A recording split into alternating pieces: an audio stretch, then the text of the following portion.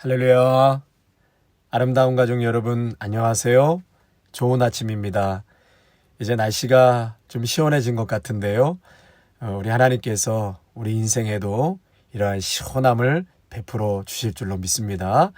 오늘도 하나님 말씀 또 믿음 안에서 사실 때 우리 인생에 베풀어 주실 그 시원함을 소망하면서 하루 힘차게 또 살아가시기를 주님의 이름으로 축복합니다. 9월 13일 화요일입니다. 9월 13일 화요일 창세기 23장 1절에서 20절 말씀 보시겠습니다. 사라가 127세를 살았으니 이것이 곧 사라가 누린 횟수라. 사라가 가나안 땅 헤브론 곧 기럇 아르바에서 죽음에 아브라함이 들어가서 사라를 위하여 슬퍼하며 애통하다가 그 시신 앞에서 일어나 나가서 헷 족속에게 말하여 이르되 나는 당신들 중에 나그네요 거류하는 자이니 당신들 중에서 내게 매장할 소유주를 주어 내가 나의 죽은 자를 내 앞에서 내어다가 장사하게 하시오. 헷 족속이 아브라함에게 대답하여 이르되 내 주여 들으소서. 당신은 우리 가운데 있는 하나님이 세우신 지도자이시니 우리 묘실 중에서 좋은 것을 택하여 당신의 죽은 자를 장사하소서. 우리 중에서 자기 묘실에 당신의 죽은 자 장사함을 금할 자가 없으리이다. 아브라함이 일어나 그 땅 주민 헷 족속을 향하여 몸을 굽히고 그들에게 말하여 이르되 나로 나의 죽은 자를 내 앞에서 내어다가 장사하게 하는 일이 당신들의 뜻일진데 내 말을 듣고 나를 위하여 소알의 아들 에브론에게 구하여 그가 그의 밭머리에 있는 그의 막벨라 굴을 내게 주도록 하되 충분한 대가를 받고 그 굴을 내게 주어 당신들 중에서 매장할 소유지가 되게 하기를 원하노라 하매 에브론이 헷 족속 중에 앉아 있더니 그가 헷 족속 곧 성문에 들어온 모든 자가 듣는 데서 아브라함에게 대답하여 이르되 내 주여 그리 마시고 내 말을 들으소서. 내가 그 밭을 당신에게 드리고 그 속의 굴도 내가 당신에게 드리되 내가 내 동족 앞에서 당신에게 드리오니 당신의 죽은 자를 장사하소서. 아브라함이 이에 그 땅의 백성에게 몸을 굽히고 그 땅의 백성이 듣는 데서 에브론에게 말하여 이르되 당신이 합당히 여기면 청하건대 내 말을 들으시오.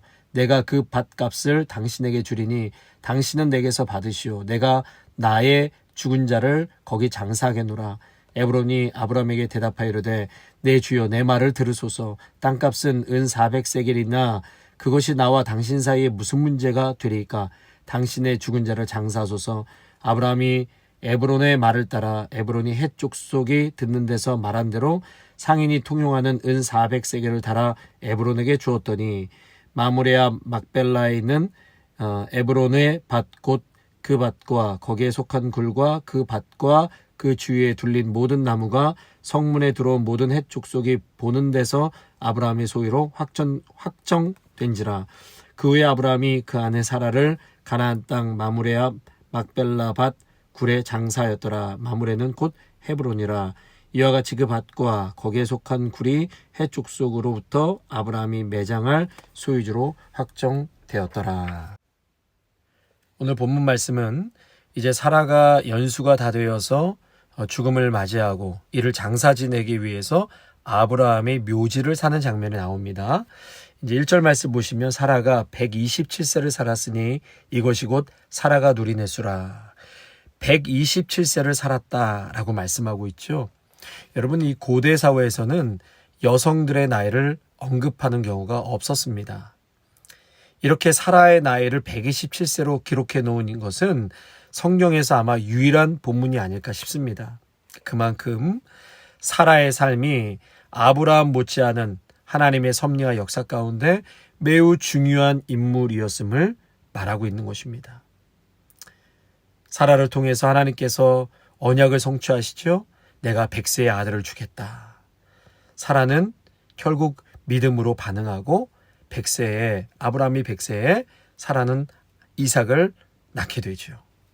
그리고 또 이삭의 줄기에서 온 인류를 구원할 예수 그리스도가 탄생되기에 하나님의 뜻에 끝까지 순종한 한 여인의 죽음이었다. 위대한 믿음의 여인이었다라는 것을 말씀하고 있는 것입니다. 이 한국 초대 기독교 역사를 보면은요, 복음 전파 과정에서 여성들이 얼마나 위대한 힘을 발휘했는지 발견하게 됩니다. 한국교회 대부흥의 주역들, 신화적인 초석이 바로 여성들이었습니다. 이 최초의 개신교 순교자 토마스의 아내가 조선 땅을 밟고 얼마 안 돼서 임신 중에 풍토병으로 죽게 됩니다. 그러나 이 죽음 앞에서도 굴하지 않고 남편이 복음 사역을 위해서 최선을 다하도록 끝까지 용기와 힘을 주었다고 그랬어요. 그래서 토마스는 아내의 그 사랑과 또 불굴의 의지를 통해서 끝까지 사명을 감당하게 되었다라고 말했습니다. 또 의료 선교사 윌리엄 스크랜턴 역시 어머니의 작품이었습니다. 그리고 그의 어머니 메리 스크랜턴도 한국 선교에 나서게 되죠. 1886년에 이분이 이화학당을 설립하게 됩니다. 남편을 잃고도 거기에 굴하지 않고 아들을 예일대학과 뉴욕 의과대학에 보내서 의사가 되게 합니다. 그리고 미래가 창창한 그 아들을 함께 손을 잡고 조선 땅으로 선교사로 들어오게 되는 것이죠. 여러분, 이 외에도 수많은 여성 선교사님들, 여성 사역자들의 이야기를 한다면 끝이 없을 것입니다.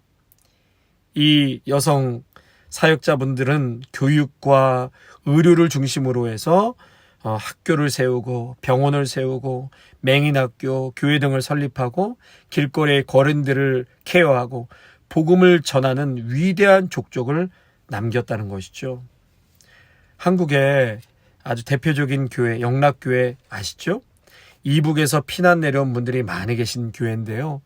한경직 목사님을 중심으로 해서 수많은 여성 성도들이 그 당시에 6.25 전쟁통이 끝나고 나서 얼마나 가난했습니까? 길거리에서 나물 팔고 어렵게 장사하면서 모은 돈으로 교회 건물 벽돌을 하나하나 샀습니다. 그 벽돌을 직접 교회로 나르기도 하고, 그래서 조금씩 그렇게 힘들게 모아서 벽돌을 산, 그래서 하나하나 세워진 그 교회가 지금의 명동에 있는 영락교회의 시초가 되었던 것입니다. 하나님의 사역에서 여성들의 헌신과 사랑을 빼놓고서는 부흥과 선교를 논할 수가 없을 정도로 역사가 증명했습니다. 오늘 1절에 사라가 누린 횟수가 127세라. 특별히 이렇게 누린 횟수라고 굳이 표현했던 것처럼 우리 여성 교우님들 특별히 평생 누리는 횟수 중에서 십자가의 복음과 교회 부흥에 앞장서 주시기를 주님의 이름으로 간절히 축원합니다. 아멘. 이제 아브라함이 아내의 매장지를 구입하기 위해서 나서죠. 이 사람 저 사람과 만나서 얘기를 하게 되는데 처음에는 그냥 가져다 쓰십시오, 그냥 쓰십시오 이렇게 아주 고맙게 이야기를 하는데 그 당시에 이 고대 사회의 장사 수단이라고 그럽니다. 이렇게 거저준다고 할 때 아브라함이 좀 못 이긴 척 받으면 좋았을 텐데 돈을 다 지불하고 묘실을 사게 되죠. 이때 호의를 베풀었던 에브론이 아브라함에게 15절에 보니까 이제 이렇게 얘기하다가 땅값은 은 400세겔 정도 되는데 그게 당신이랑 나와 무슨 문제가 되겠습니까? 그냥 쓰세요.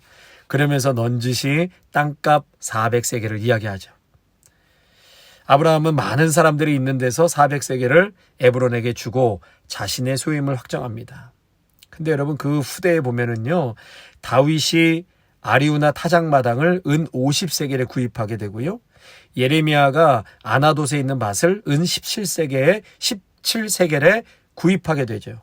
그러니까 지금 그 작은 묘실 하나 샀는데 얼마 냈어요?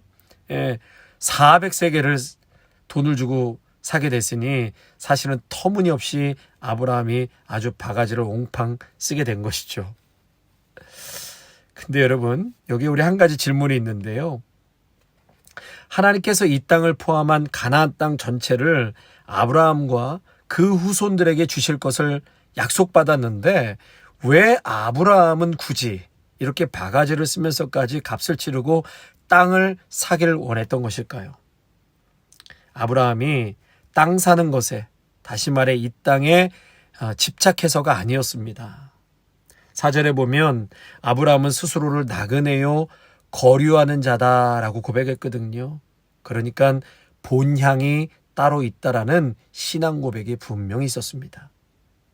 성도 여러분, 우리의 신앙 고백도 마찬가지여야 합니다. 나그네 인생임을 기억하고 이 땅의 것에 집착하며 사는 것이 아니라, 또 이 땅의 것에 휘둘며 사는 것이 아니라, 오늘도 땅에 발을 딛고 살아가지만 우리의 모든 것은 하늘의 질서, 하늘의 법칙에 또 본향을 사모하며 살아가는 나그네와 같은 인생임을 꼭 명심해야 할 것입니다. 그렇다면 아브라함은 왜 땅을 샀는가? 후손에게 가나안 땅을 주시겠다는 하나님의 그 약속을 아브라함은 믿었던 것이었습니다. 다시 말씀을 드리면 작은 묘지를 아브라함이 샀지만 그것은 후손을 향한 하나님의 약속을 믿는다는 믿음의 행함이었다라는 것이죠. 언젠가 하나님께서 이 땅을 그의 후손에게 꼭 주실 것이라는 신앙과 확신의 고백이었다라는 것입니다. 후손들에게 무엇을 물려준 것입니까? 가족의 묘시를 통해서 이 땅은 하나님께서 너희들에게 약속한 땅이다. 이걸 물려준 거예요. 하나님이 약속한 땅이다. 하나님이 아브라함과 언약을 맺고 그 후손을 축복하여 가나안을 주겠다는 그 하나님 약속에 대한 믿음을 이 작은 묘시를 통해서 아브라함이 보여주었다라는 것입니다. 성도 여러분, 자식들이 평생 먹고 살 땅은 하나님께 부탁드리고 부모가 자식에게 남겨줄 것, 그 작은 묘실은 믿음이어야 한다는 것입니다. 하나님의 약속이어야 한다는 것입니다. 믿음을 유산으로 남겨주어야 한다는 것이죠. 그래서 아브라함은 가만히 있지 않고 그 말씀이 삶에 이루어지기를 바라면서 말씀에 적극적으로 순종한 믿음의 행동을 보여주었다라고 말할 수 있습니다. 그래서 믿음은 여러분 그저 앉아서 우리가 기다리는 것이 아니라 어떻게 되겠지, 우리 자녀들에게도 어떻게 되겠지가 아니라 믿는 것, 그 믿음이 이루어지기를 우리가 바라면서 무언가 적극적으로 행하는 삶을 우리에게 지금 아브라함은 가르쳐주고 있는 것입니다. 사랑하는 성도 여러분, 힘들고 불가능할 것 같은 상황 속에서도 사라는 믿음으로 살았고 믿음으로 순종하여 대대 이 여인의 순종과 헌신을 기록해 주었습니다.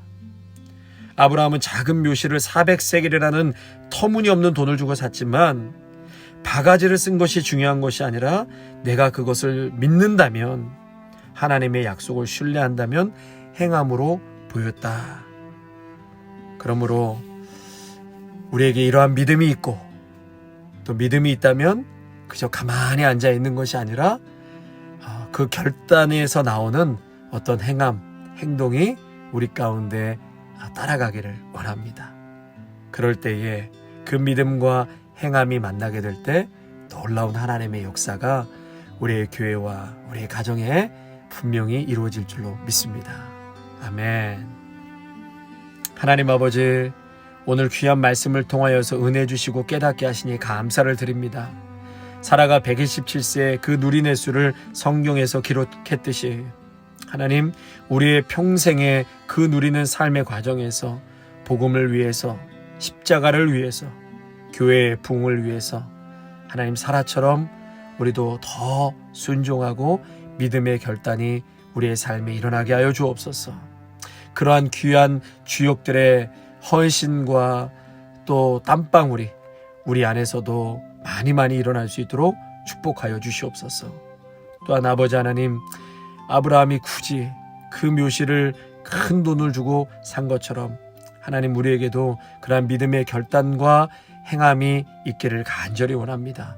하나님께서 분명히 약속해 주셨기 때문에 그것을 통해서 후손들에게 아브라함이 믿음으로 그 땅을 구입한 것처럼 하나님, 우리 자녀들에게 믿음으로 무언가를 전달해 주고 또 결단하여서 우리의 삶 속에서도 이러한 귀한 열매들이 맺을 수 있도록 우리에게도 용기를 주시고 또 삶의 열매를 맺을 수 있도록 은혜를 베풀어 주시옵소서.